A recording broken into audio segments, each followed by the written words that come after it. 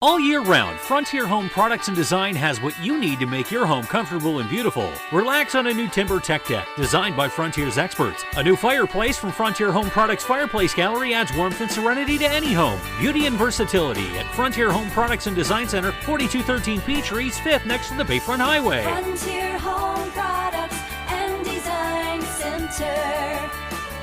Discover a new frontier. PA contractor number PA039007. From baggage claim to pajamas in 10 minutes. Erie International Airport. Fly with ERI.com. Fly Erie International Airport to Charlotte on American Airlines, your nonstop gateway to the world. Also, we have Breeze Airways flying nonstop to Orlando and Tampa, Florida. A great low-cost carrier providing excellent service to the regional community. Fly Erie International for your travel needs. Fly with ERI.com. Welcome to TalkErie.com's Joel Natale Show, Erie, Pennsylvania's daily podcast. Every day, we tackle the biggest issues that the Erie, PA region faces. Stay informed and involved as we advance the narrative of Erie. Now, here's Joel Natale. We have these crucial conversations that Erie needs, and we always are happy to welcome back the county executive of Erie County, Christina Vogel. Welcome, county executive. How are you? Good. How are you? Thanks Good. for having me. I want to start with maybe the last time I saw you, which was down in Carlisle. Mm-hmm. And I wanted to get kind of your first impressions of going there, what you learned, and what are some of the opportunities at that, what is it, Defense and Innovation Summit that Senator McCormick put on? It was impressive, wasn't it? It sure was. Yeah. Well, okay, my impressions, my thoughts. I would say that what I learned is that a lot of people don't know what Erie has to offer, and that we need to be aggressive in selling what we have. Does Erie know what Erie has to offer? Some people do. I would say Okay, yeah. there's some people that don't. Sure. What they are looking for, and the capacity to increase manufacturing and help with the lack of inventory that they have in the Navy are all things that Erie is really great at and can be a part of.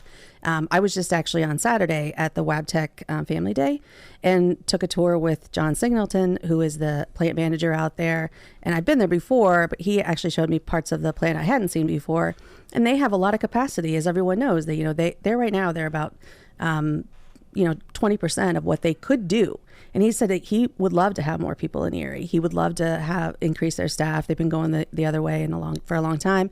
And so trying to understand what they could do. I mean, obviously they're not going to build ships there, right, but they could build a lot of things that go in ships. Mm-hmm. And they already do a lot of those pieces for trains, right?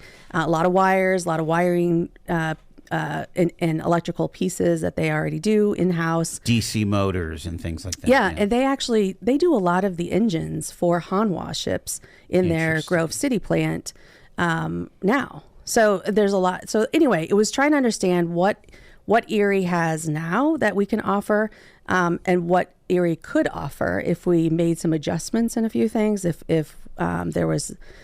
If other people could see what we see, right? And it was great. We had a booth there that was in between Hanwha and Ghost ships. You saw it? Yeah, I saw that. It was like right next to Hanwha. Yeah, which was that was pretty strategic. You were right. Well, that was thanks to Senator McCormick. And then Ghost Ships is actually testing some of their ships in Erie right now in their water, in our water. So there's a lot of opportunities there. And we've been meeting since then. We have a project manager now that's actually taking this on. And we just had a 2-hour meeting yesterday about it. Wow. The goal here is to understand kind of the broad, the breadth of what we can do. It doesn't necessarily mean that you're going to see all kinds of ships being built either at Don John or at Gem City or at another shipyard, but we're able to do the components like you say. Right. And maybe it does include some shipbuilding as well. Right. And there's so many varieties of what's happening right now, right? And it's not just the Navy. There is the Coast Guard. There is commercial ships. There are other opportunities. One of the groups that asked to meet with us was Arc Boat, which is based in California, and they make electrical powertrains, and they make electrical charged boats, right? So they they really wanted to meet with Don John, and so there are a lot of opportunities that I just don't think we've been able to express where Erie fits into that. And I'll give you another example. So another webinar I was on just a couple weeks ago was the University of Michigan did a study looking at the Great Lakes and all the capacity on the Great Lakes. And somebody asked at the end of that, and by the way, there were people on there from the industrial base, the Defense Industrial Base, MARAD, all these different organizations were part of this, listening to what this University of Michigan has done. And one of the people on that call asked about Anduril and Saronic, which are building these, which are two kind of, names you hear a lot for shipbuilding, if they even really consider the Great Lakes. And they said no. I mean, I think that in general, we have not sold what our abilities are. And as a result, one's in Columbus and one's in Austin, Texas. That's really neither of which are so there's shipbuilding in exactly in a dry area like Austin. Mm-hmm. That's nuts, right? Huh. That's remarkable. It's so funny. Again, I think we've talked about how I read the old newspapers. The amount of optimism 60 years ago about the opening of the St. Lawrence Seaway and what they wanted to accomplish, and how Erie with I-79 was going to be this critical link in massive amounts of shipping, as well as other maritime activities. It's kind of so alarming how that really has fallen off, Yeah, I agree. And I think that as we have this alignment in Erie, and we are bringing these groups together to really focus and talk about the same things, hopefully that is where we come back to. I will say the other thing that I found fascinating being there was that we heard a lot about Representative Murtha and how he built up Johnstown and the defense industry that was in Johnstown. And I think that's another piece of it. Having our elected officials, our federal and state officials, really going to bat for us in an aligned way so that we can continue to make those investments. That's another key piece. And I think also for us as elected officials, knowing that we need to continuously be there to write appropriations, to request grants. I mean, one of the things that Kim Thomas from Infinite Erie and I were talking about is they announced the build grants. Well, Erie didn't apply for one, right? So we obviously didn't get one. But one of the grants was for $10 million to improve a port in Indiana. Okay. Wow. So there's those opportunities out there that we just have to kind of jump on. It seems like there's about to be like a fire hose of cash, kind of similar to COVID, but in the defense world.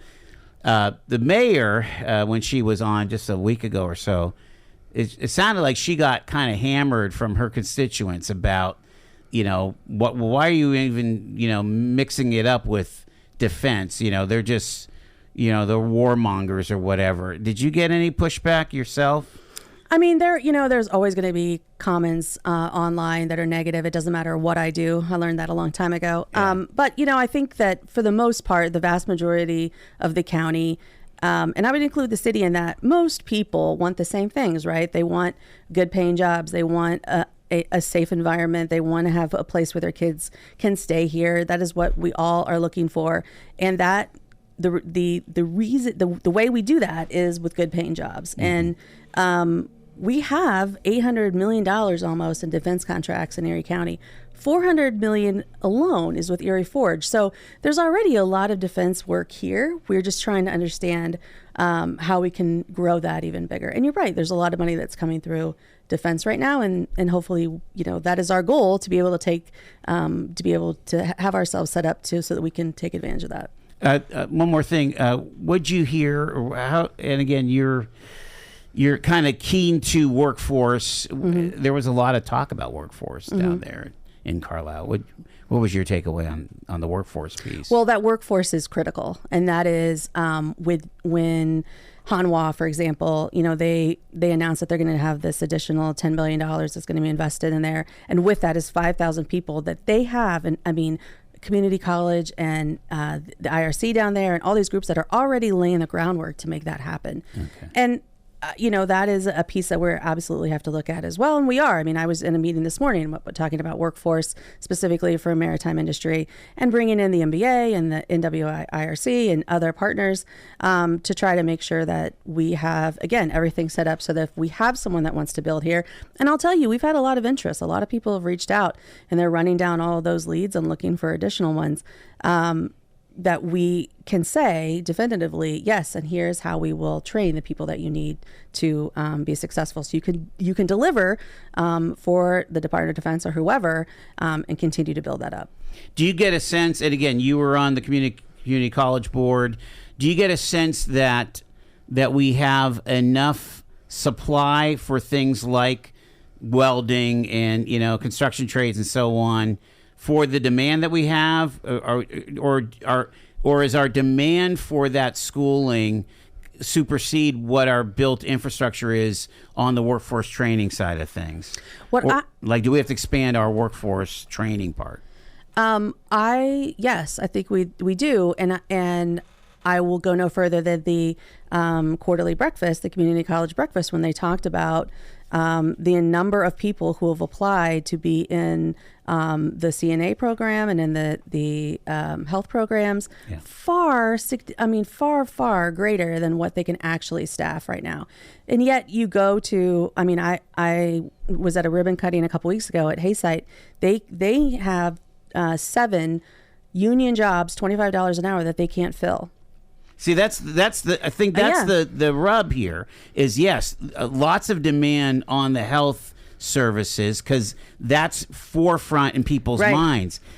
I'm not sure that the construction trades or welding is forefront in a young person's mind these days. I agree, and that is something that we absolutely need to change. And actually, in a couple weeks, Chris Groner and John Stalen and I are doing a tour of 4 different union training sites all along going down to Pittsburgh. Someone from the Cleveland Fed is going to join us, and John is going to document it because we need to be able to explain to people these are good jobs that you can do, and it's not just in the fields that people know about. Yeah, $25 an hour is not bad to start with. Union benefits. Yeah, my gosh. All right. So yeah, again, Carlisle kind of really was a place where we could learn a lot and be in the game, to kind of mix it up with all those big players like Philadelphia and all the data deals going on around Pittsburgh and so on. Tiny homes. Oh. It's kind of yay. It's kind of flared right back up. So what has happened in the last month? Can you just kind of explain what's been churning in the background? Sure. So we had sent out a request for information back in April, requesting proposals from nonprofit organizations that were connected to the homelessness space, because that is what the intention was of the ARPA dollars that were used for this, and how they could use these structures if we were going to give them to them. What they would do with them. So we got all of those back and made the decisions once they signed the bill of sale, I think, for $1, and proved that they were 503, whatever, they were nonprofits and all the different pieces of that. And we allocated them out, and they are moving them. The last couple of weeks they've been moving. I think most of them are gone actually at this point, and they are onto their permanent homes. The question has come up whether or not this disposition is going to pass muster with the American Rescue Act funding. I mean, we had to say, hey, we want to use this money to build homes for homelessness. Well, it was more broad than that in the definition, yeah. And obviously we had our solicitor look at it and make sure that that's why we asked for that guidance, and when we were looking specifically for locations to put these, and we were trying to get it as close as possible.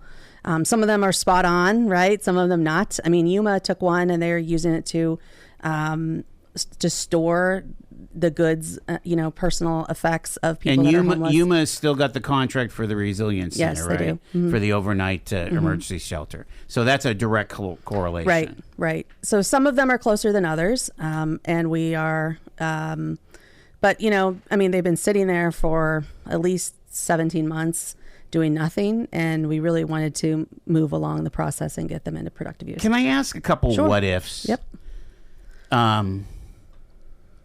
Why couldn't we have? I mean, I'm thinking about. I did a report years ago over by Community Shelter Services of those Kiwanis tiny homes, and so when I heard that they're going to do some homes near the Resilience Center, I'm like, okay, that's we already have an established blueprint for this thing. Why didn't we? Why weren't these going to ever come up to muster like the Kiwanis ones? Right. do? So have you been inside those? The Kiwanis ones? Yeah. No. Okay. So they don't have kitchens for one thing. So those are not, they're not classified as permanent structures, which is part of it. They got a variance to do these. They're essentially individual rooms, right? So they have bunk beds in them so they can keep families together. Some of them do have bathrooms in there, and they have that set up with the infrastructure that they have. But they don't have kitchens, and so they go into the shelter to eat meals. So that's why those are different. The other thing is, we can go through all the steps of it. So they had these made. They didn't follow the codes. The codes that, first of all, when I had spent a couple hours talking to BIU, Pennsylvania never adopted the whatever it was called, basically for tiny structures, tiny homes, part of the UCC code. So when they go out to look at these structures, they look at them as exactly the same as your house, right? So they are determining if these meet the codes, just like your house would meet the codes. Could a municipality though create their own code for a tiny home? Yeah, they could have, and they could have made. Could Mill Creek just say, "Hey, Sure. this is going to be our new"?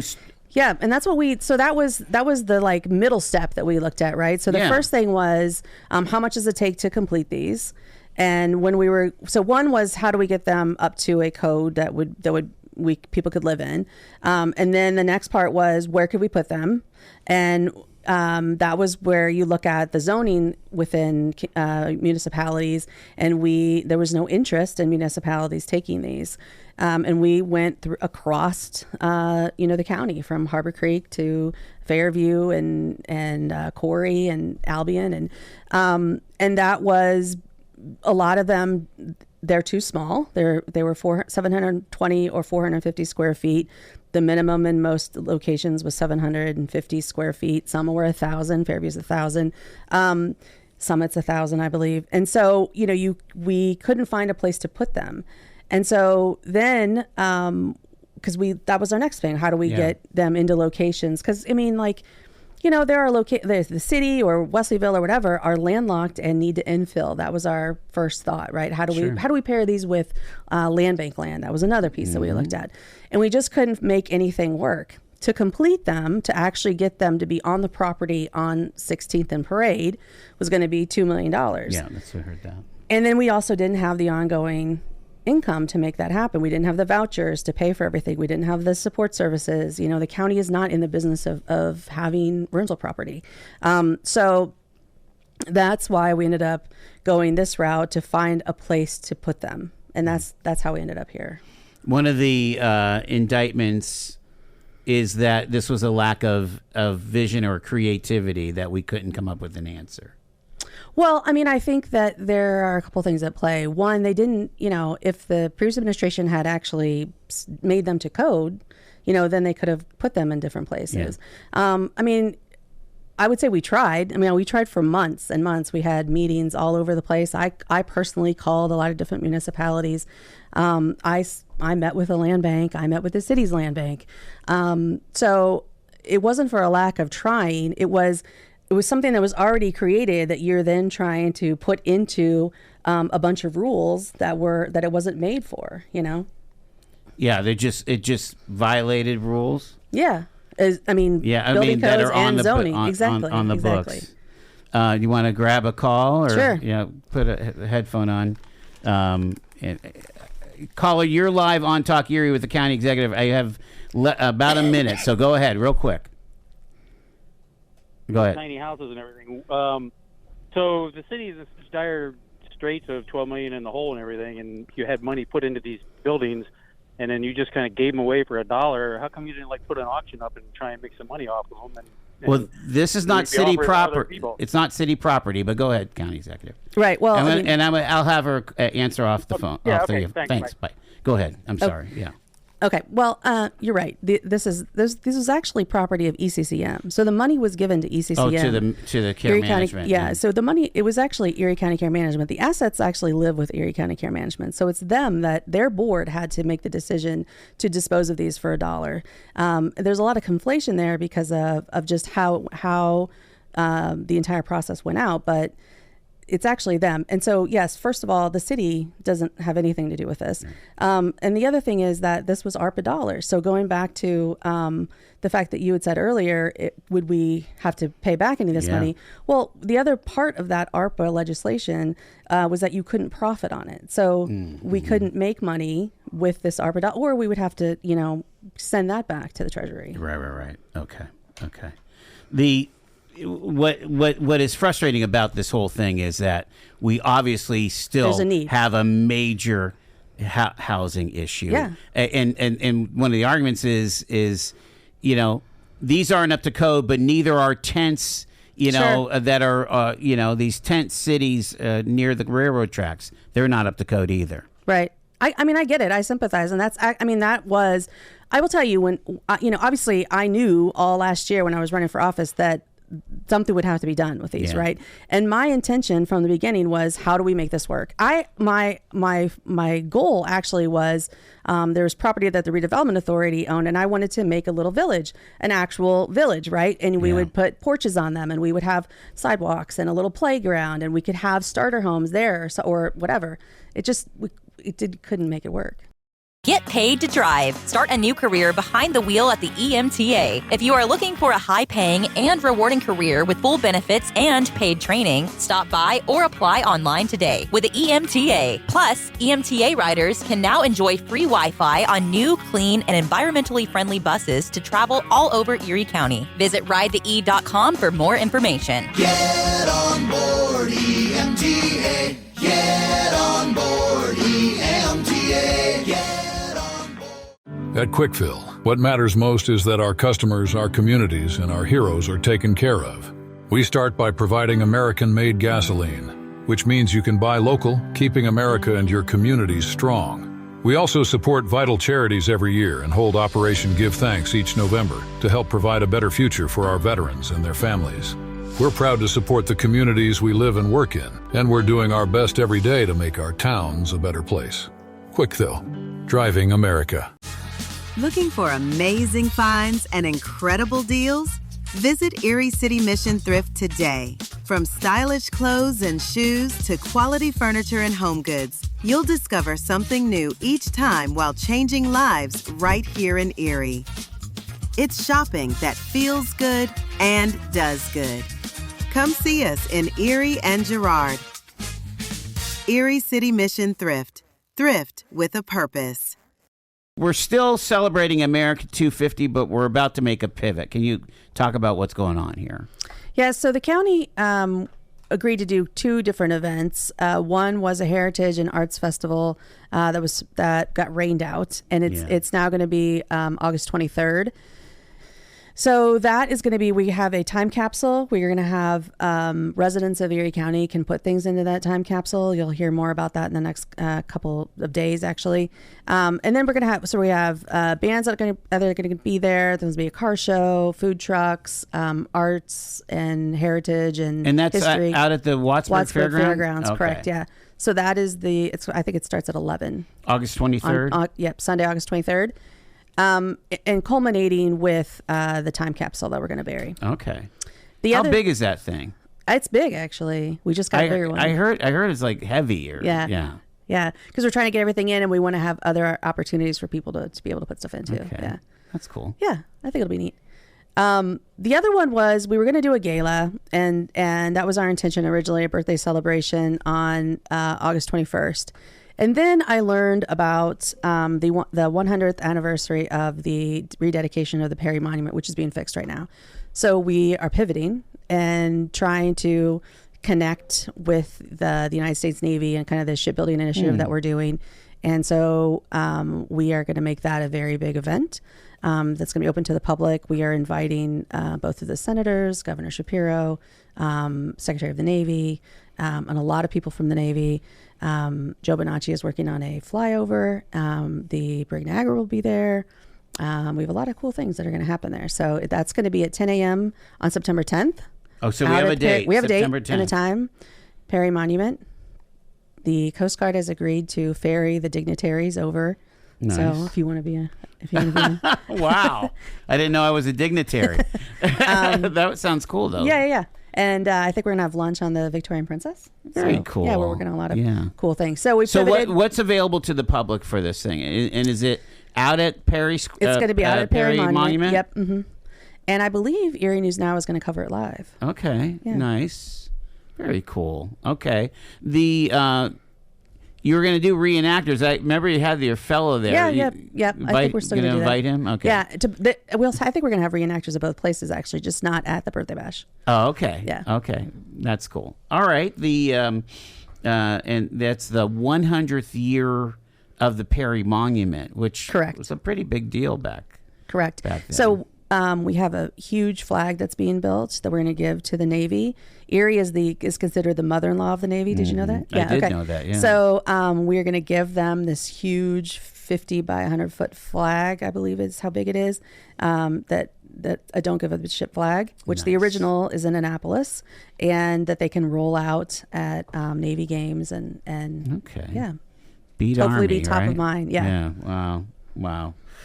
Okay, well, yeah, that sounds like a good plan, and lots of publicity for all of that. Those two items there is coming up here.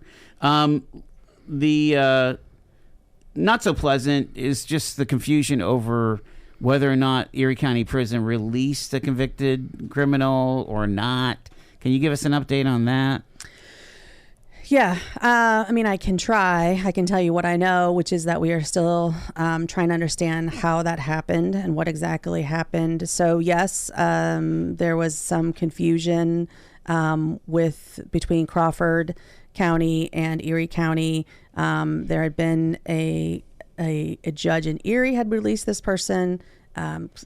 Released to not be held is Correct. What you're saying. Yes. At the same time, they were being remanded from Crawford, and where those lines crossed, I'm not sure. And that's what we're still trying to determine specifically what happened and how that happened so that it never happens again. So this is not a situation where the warden is, did a paperwork error necessarily. No. It sounds like that the courts got goofed up, maybe. And I don't want to throw anyone under the bus until we know for sure, but that's what we're trying to determine is where the gap was and how do we put whatever needs to be put in place to stop that from ever happening again. Now, I would imagine they're superseding. I mean, somebody gets convicted and gets sentenced or whatever. I would imagine they're superseding law that's in the books to say, okay, yeah, this guy has to do so much time, unless he's waiting for his final trial or his final disposition. Well, and how often is someone in two courts at the same time in two different counties? Yeah. I mean,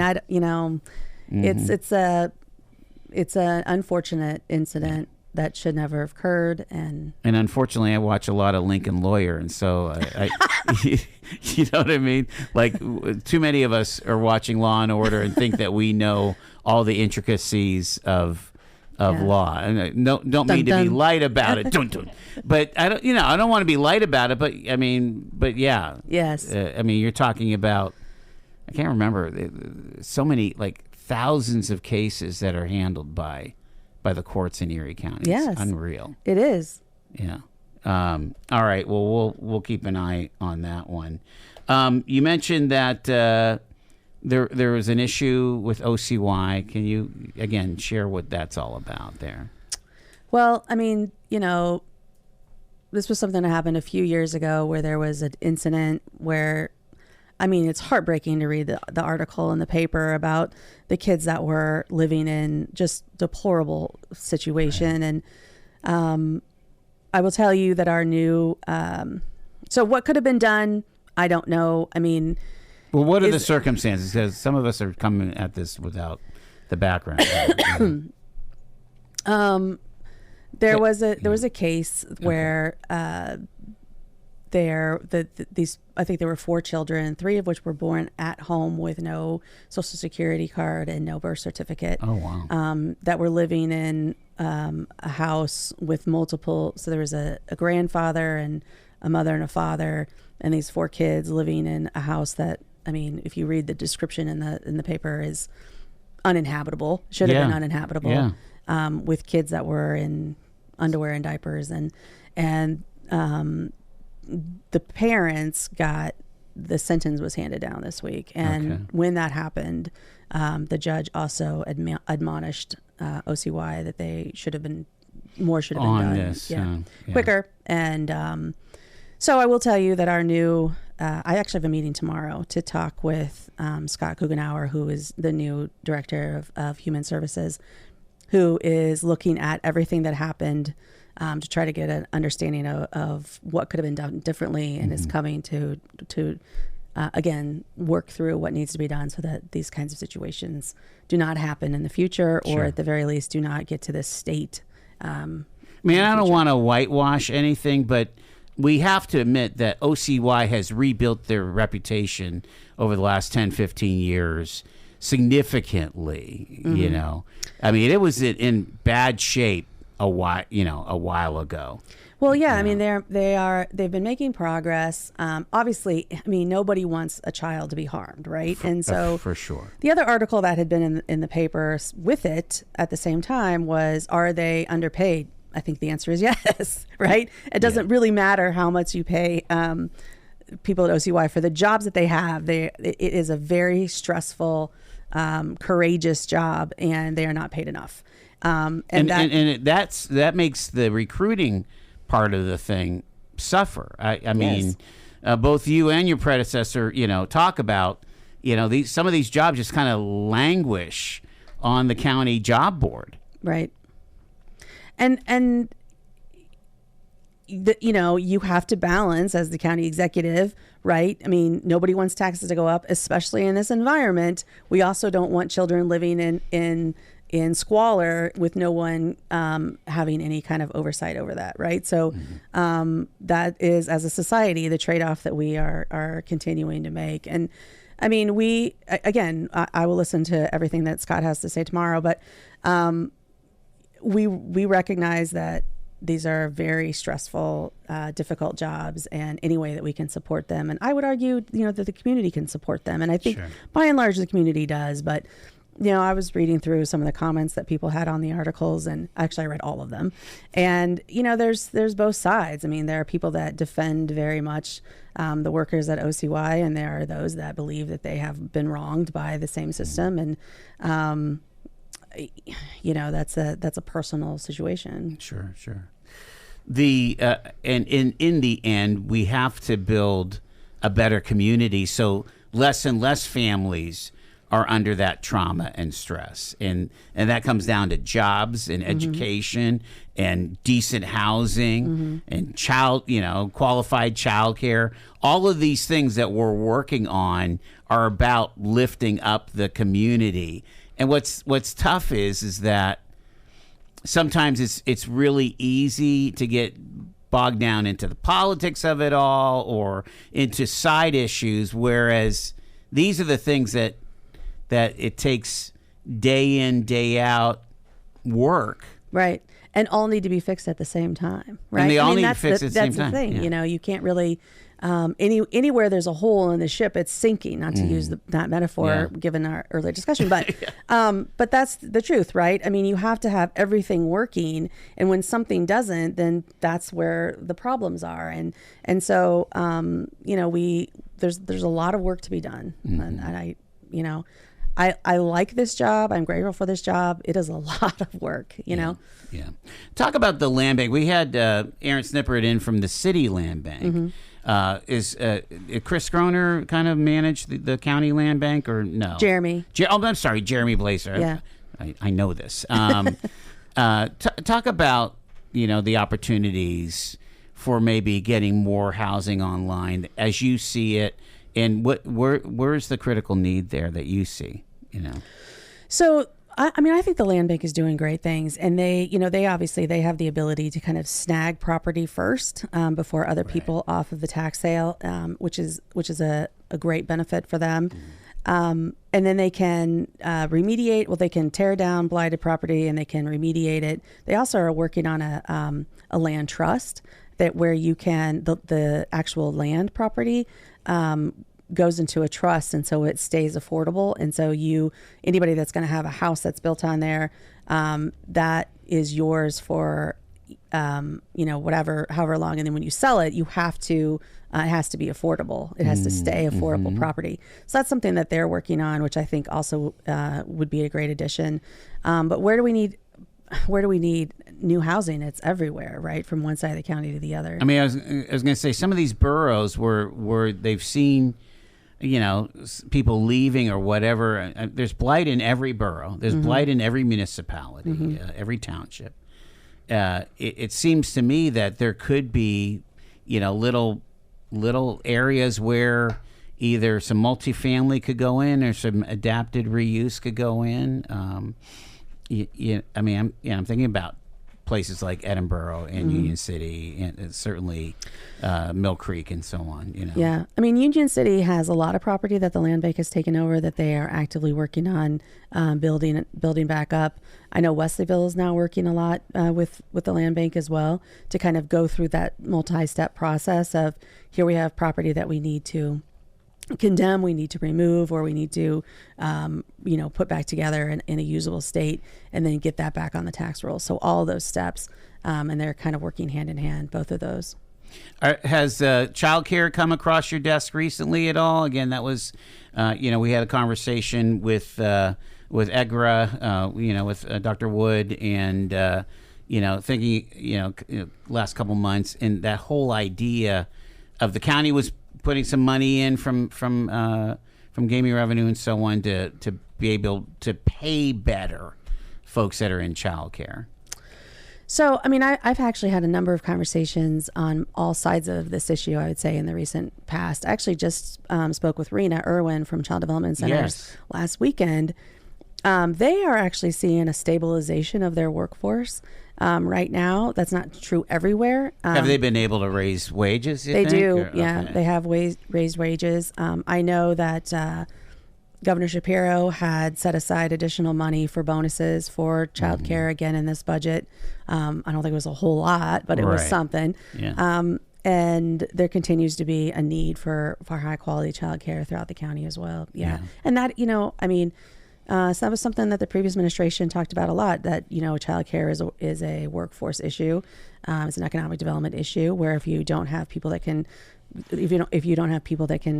bring their kids to child care, you can't work, right? And so that's another one of the pieces that has to go together with everything else. As an entrepreneur, have you seen that really come to the forefront as you're trying to replace a worker or something like that? Well, or you do have a lot of single kids. I have a lot work for you. Yeah, I do. I mean, it has been an issue over the years, and I've had for sure. And if you are the parent that is in charge of kids, I mean, obviously I've had employees have had to leave because they had to go to the hospital or they had to go pick up their child from something, or their child was sick from work. All of those things affect every business. And then someone else has to be there, someone else has to stay. And it's really hard when everything is just tight everywhere, right? And you don't have other people to pick up that slack. And if you have a sick child, you have a sick child. I mean, I went through that when my kids were little too, and there's really no other option, and so you just have to be home. Yeah, and so that creates the dynamic of trying to navigate all these things. I was someone a few months ago was telling me that there used to be at Hammett, there used to be a place where you could take sick children years ago before the pandemic, that if you had a child that was sick, not just for their employees, but their employees used it, you could take your child there. And because most people, have to be 24 hours fever free before they can come back. Right. And then you could still go to work. And I don't know what happened to that. Yeah, I don't know. Yeah, I mean, I didn't know of it when it existed. But, interesting. Yeah. We're kind of wrapping up here with the county executive. What you got these events coming up for America 250, but I mean, obviously, back to school is imminent now. We're getting into the fall. What are you thinking that are going to be consuming a lot of your time in the next month or so? I mean, so we have the press conference coming up about Opportunity Zone 2.0 that's happening. I would say the ongoing shipbuilding and also just workforce as part of that. I'm working on a lot of different things relative to workforce. I mean, those are probably the key things. And then there's always, I mean, every week there's something I didn't expect that happens, right? And so all of those things. Sometimes is it fun? And then the budget. We got to get the budget. Oh yeah, we didn't even talk about the budget. Yeah. And we're working on the budget. I'm meeting with all department heads starting next week about the budget, which is due October 1st. Are you required to print one, or is that just for the TV cameras? That's a good question. Yeah, I don't know. I'll have to ask Terry. Here is my crystal. It's like because something. What would they do with that? Yeah. I mean, I don't know. I search ours all the time when I'm looking for things. Yeah. But I don't know what you do with an actual paper copy. It's hundreds of pages. It's what doesn't even fit into a binder. I don't think. But all right. I appreciate you taking the time. You okay? Yeah. I don't know. Do you have anything else? No, I think we're good. I appreciate you taking the time to come over from the. Make sure you kind of enjoy some of the summer. You know. Yeah. Oh, well, I mean, I'm working tomorrow night at the St. Paul's. I'm working at Zabawa. Yeah. I'm volunteering I'm also at the Dobler Hose in Girard. Nice. I like to do those things. I did all those things during the campaign. Do you know what station you're going to be at the St. Paul's? Are you like, giving out the cannoli? I think I'm on the pasta fagioli. Nice. Okay. Inside. Yeah. Dishing out the pasta fagioli. Wonderful. I think so. The County Executive, Christina Vogel, thank you very much, ma'am. Appreciate it. Thank you. You've been listening to The Joel Natale Show, Erie, Pennsylvania's daily podcast from TalkErie.com. Subscribe to our show on your favorite podcatcher and get involved by emailing joel@TalkErie.com.